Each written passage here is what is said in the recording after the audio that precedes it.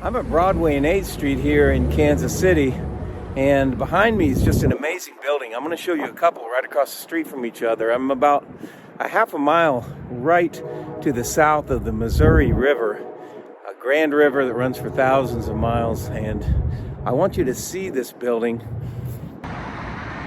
This building is said to have been built in 1903, and just like all the others, the detail's incredible on it.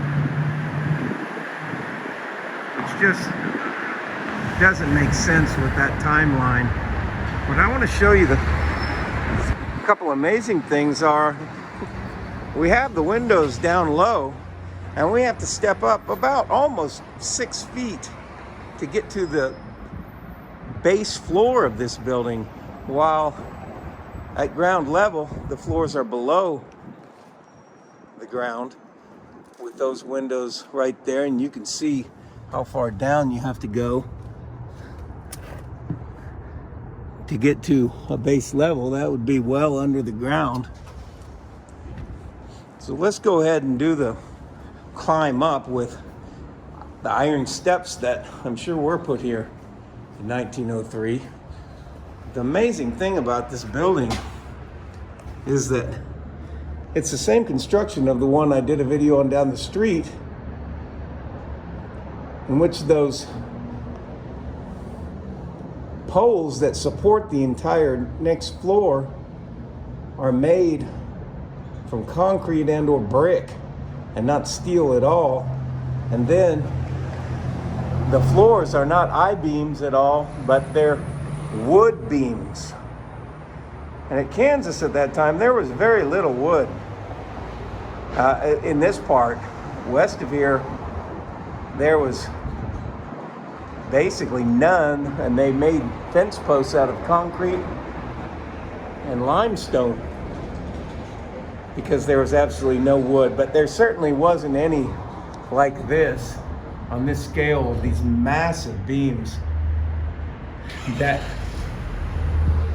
hang on the beam at the end with a piece of steel. And seeing what these buildings were made from on the inside, all wood and all brick, when there was really no wood here, and no I-beams, no steel whatsoever. It really makes you question when these were really constructed and not refurbished or had these steps built up, because these buildings, it's obvious by looking around, were all constructed in a way that has been covered up by land and made what was originally the first floor a lower floor, or these may not have been the first floor at all. That could have been the 5th floor down below, and they go down 5 and 6 stories deep, as shown in the video that I previously made of another building up the street. We don't know what floor this was, because there's no way to get down there, because they would have shut off the entrances and cemented over that portion of the building many times. But what we see is what's left above. And what we see above is a building constructed with massive wood beams that weren't native to the area, that really can't be hauled in a horse and a buggy. And red brick by the millions. And then at the refurbishing time, we see iron and steel, such as those steps, put in. Under that scenario, these would have been refurbished around late 1800s, early 1900s. And this says 1903 for that. So just knowing that these buildings are constructed out of rock and wood is just incredible. The one across the street, just the same. And let's have a look at that, because on this building, there are still plenty of areas that you can see along the side, although when you do look down, you can see it's been cemented in, and you can't see lower, such as the one up the street that I did a video on, that you could see down about 5 stories.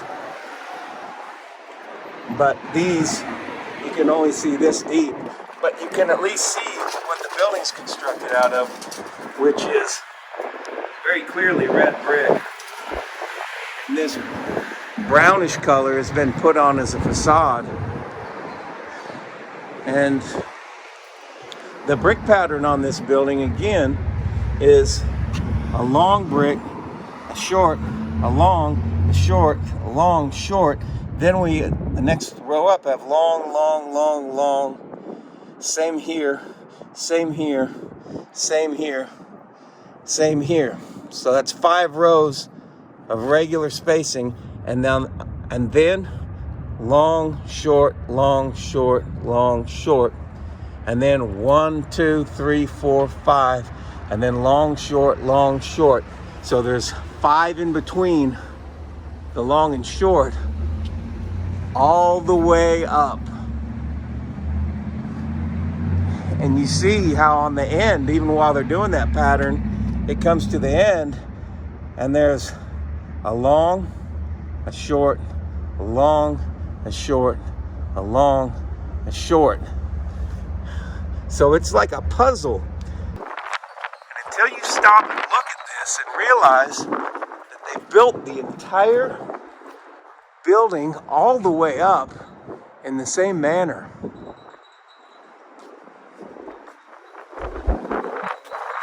really don't realize the intricacy involved, just the amazing construction involved. Meanwhile, the lower levels are all covered, and these lamps are incredible because they're made from iron. They have modern light bulbs in them, but what did they have? Using critical thinking, looking at these buildings, we see that these brown bricks are a facade that's put on the front,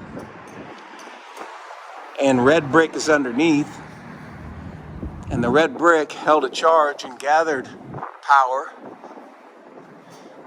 and it's